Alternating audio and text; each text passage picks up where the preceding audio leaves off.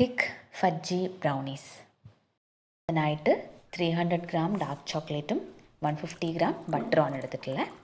ആദ്യം അത് രണ്ടും കൂടെ മെൽറ്റ് ചെയ്യണം. അത് രണ്ടും മെൽറ്റ് ചെയ്ത് നന്നായി എടുത്തതിന് ശേഷം ഡബിൾ ബോയിൽ ചെയ്തിട്ട് വേണം മെൽറ്റ് ചെയ്യാൻ. അങ്ങനെ മെൽറ്റ് ചെയ്തതിന് ശേഷം അതിലേക്ക് 1.5 കപ്പ് പഞ്ചസാര പൊടിച്ചത് വേണം ഇടാൻ. എന്നിട്ട് നന്നായിട്ട് മിക്സ് ചെയ്യാം.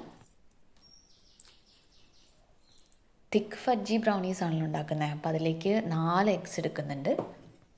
പിന്നെ വാനില എസൻസ് യൂസ് ചെയ്യുന്നത് 1.5 ടീസ്പൂൺ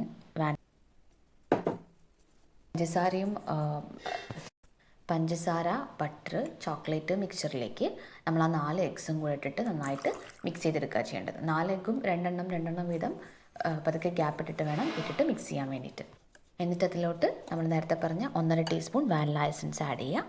എന്നിട്ട് ഈ മിക്സറിലേക്ക് മൈദയും കൊക്കോ പൗഡറും സോൾട്ടും നന്നായിട്ട് സീവ് ചെയ്തിട്ടിടുക. നന്നായിട്ട് അരിച്ചിട്ട് ഇടുക.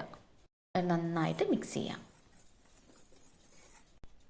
പിന്നെ പതുക്കെ ഒന്ന് ടാപ്പ് ചെയ്യാൻ നന്നായിട്ട്. അതിനുശേഷം അവനിലേക്ക് വെച്ച് കൊടുക്കുക. 30 to 35 മിനിറ്റ് വേണം ബേക്ക് ചെയ്യാൻ വയ്ക്കാൻ. 170 ഡിഗ്രി സെൽഷ്യസിൽ തന്നെ ടെമ്പറേച്ചർ വെച്ചാൽ മതി. നോക്കൂ, നല്ല തിക്കായിട്ടുള്ള ഫജ്ജി ബ്രൗണീസാണ് നമുക്ക് കിട്ടിയിട്ടുള്ളത്.